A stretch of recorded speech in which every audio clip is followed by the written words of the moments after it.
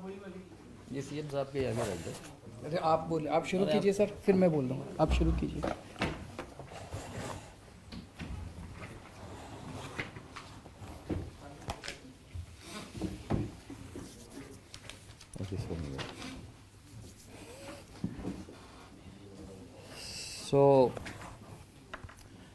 Corona virus के problem को मद्देनज़र रखते हुए आज हम लोग एक बार फिर मिले हैं यहाँ पे, क्योंकि अब जो आगे आगे कदम उठाने चाहिए किस तरीके से कि इसका स्प्रेड रोका जा सके इस स्टेज पे, तो हमने मुख्यमंत्री जी ने और मंत्रीगण ने बैठकर और अफसरान ने कुछ डिसीजंस लिए हैं जो आपसे शेयर करेंगे। अभी मुख्यमंत्री जी आपको बताएंगे क्या क्या उनकी डिटेल्स हैं और आगे हम क्या करने की सोच रहे हैं।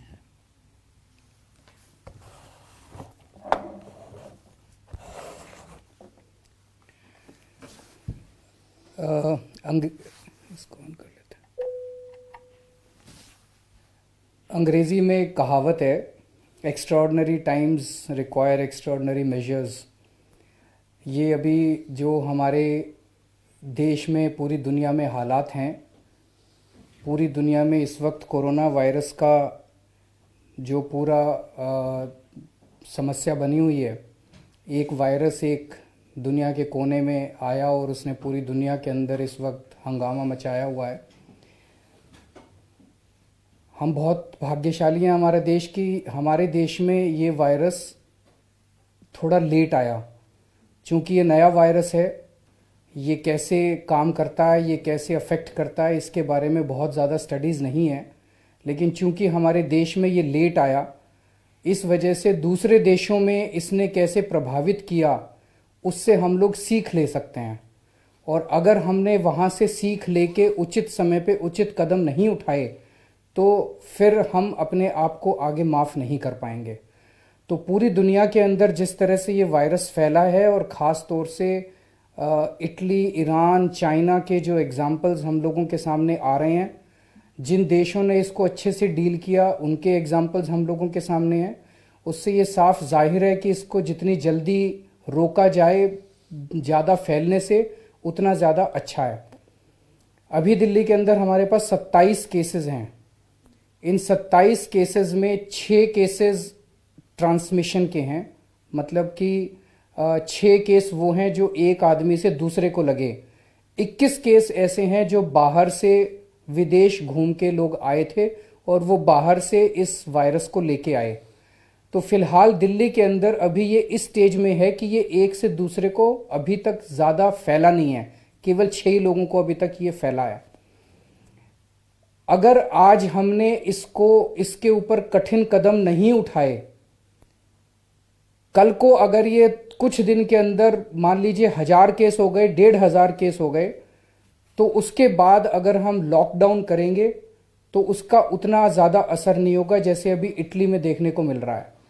दूसरा, अगर ज़्यादा केसेस करने के बाद हम लॉकडाउन करेंगे, उन ज़्यादा केसेस को शायद हमारे अस्पताल और पूरा का पूरा हमारा हेल्थ इंफ्रास्ट्रक्चर है वो भी उसको डील नहीं कर पाएगा और उस वजह से ज़्यादा मौत हो सकती हैं। इसीलिए आज हम सब लोगों ने मिलके ये तय किया है, आप सबकी सेहत के लिए, हम सबके, हमारी दिल्ली के लिए, देश के लिए ये तय किया गया है कि कल सुबह 6 बजे से दिल्ली के अंदर लॉकडाउन किया जाए और ये 31 मार्च की रात को 12 बजे तक लॉकडाउन जारी रहेगा। इस लॉकडाउन के तहत क्या क्या होगा और क्या क्या चीज़ें सस्पेंड होंगी और क्या क्या चीज़ें लागू रहेंगी, मैं आपको बता देता हूं। इस लॉकडाउन के तहत कोई भी पब्लिक ट्रांसपोर्ट सर्विस अलाउ नहीं की जाएगी। इसमें प्राइवेट बसें, taxi, auto rickshaw, rickshaw, e rickshaw ये अलाउ नहीं की जाएंगी, ये बंद होंगी।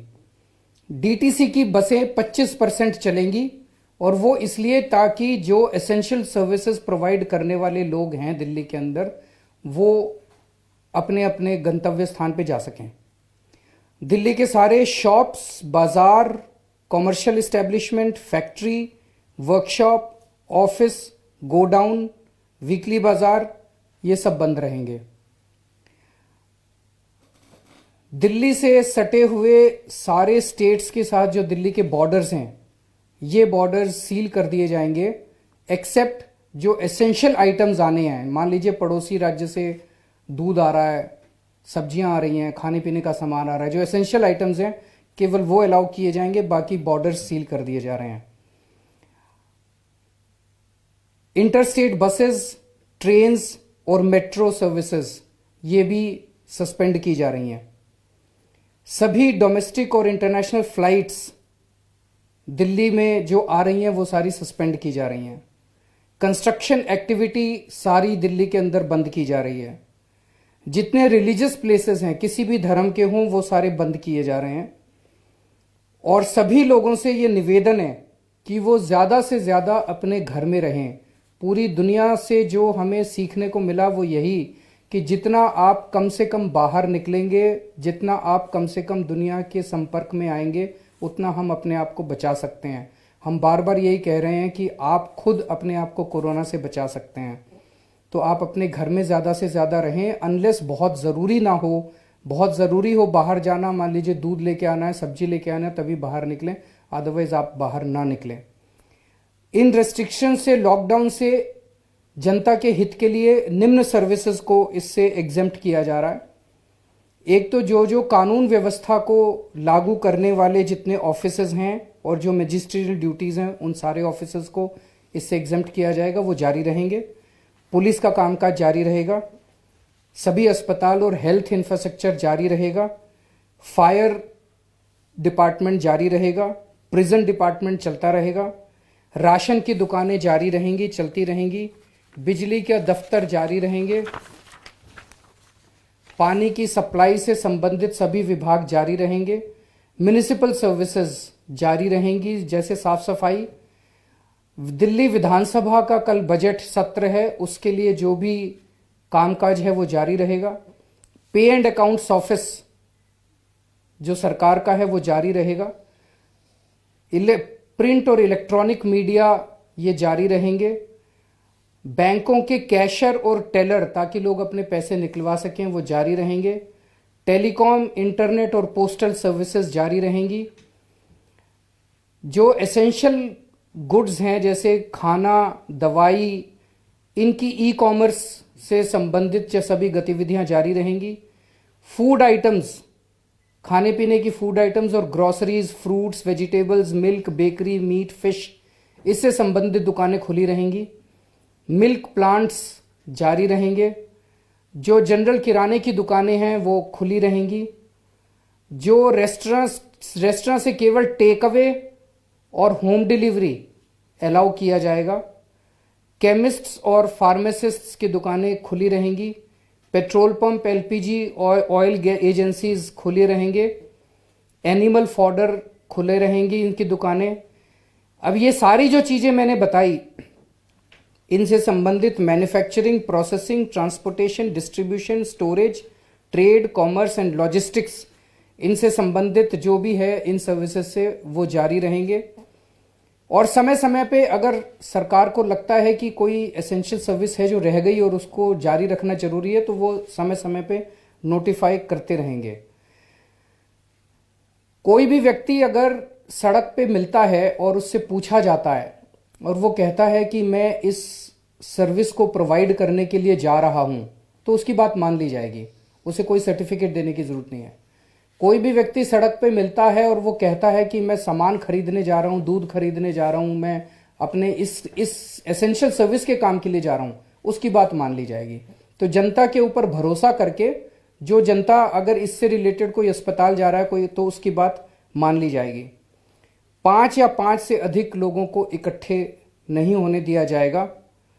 और जितने प्राइवेट दफ्तर हैं, प्राइवेट एस्टैब्लिशमेंट्स हैं, वो बंद रहेंगे, लेकिन उनके जितने एम्प्लॉयज हैं उनको ऑन ड्यूटी माना जाएगा। तो सभी प्राइवेट एस्टैब्लिशमेंट्स को अपने अपने कर्मचारियों को इस दौरान जब लॉकडाउन रहेगा उसकी पूरी तनख्वाह देनी होगी, including permanent and contract. Bharat सरकार से, चूंकि दिल्ली के अंदर भारत सरकार के भी दफ्तर हैं, भारत सरकार से संबंधित जो भी ऑर्डर होंगे वो भारत सरकार अपने अलग से निकालेगी, वो इसके दायरे में नहीं आएंगे। और जो भी कोई व्यक्ति इस ऑर्डर को लागू नहीं करेगा, इसका उल्लंघन करेगा, उसके खिलाफ कानून के तहत सख्त कार्रवाई की जाएगी। दूसरा, अभी तक काफी ये सुनने में आ रहा है कि मास्क की और सैनिटाइजर्स की काफी ब्लैक हो रही है। हम सरकार की तरफ से उन सभी लोगों को चेतावनी देना चाहते हैं कि ऐसे वक्त में जब लोग इतनी विपदा में हैं, अगर आप इस तरह की कालाबाजारी करते हैं तो ये आप गलत काम कर रहे हैं, ना केवल कानून के खिलाफ बल्कि इंसानियत के खिलाफ। तो वो आप लोग जो लोग ऐसा कर रहे हैं वो इससे बाज आएं और सरकार इसके खिलाफ सख्त एक्शन लेने में कोई कोताही नहीं बरतेगी। अभी तक हम 327 जगह रेड मार चुके हैं और 437 लोगों के खिलाफ हम अभी तक मामले दर्ज कर चुके हैं। तो मेरा आप सब लोगों से यही निवेदन है, हम समझ सकते हैं कि इन सब रिस्ट्रिक्शंस की वजह से आपके ऊपर काफ़ी परेशानियां सब लोगों को उठानी पड़ेगी, लेकिन अगर इस वक्त हम लोगों ने ये कदम उठा लिया तो हम इसको फैलने से रोक पाएंगे। और अगर हम लोगों ने इस पूरी कार्रवाई से 10 लोगों की भी जान बचा ली, 20 लोगों की भी जान बचा ली, तो मुझे लगता है इट इज़ वर्थ इट। बस नहीं, थैंक यू वेरी मच। और कुछ क्वेश्चन वगैरह हो? Any clear? Okay, thank you very much.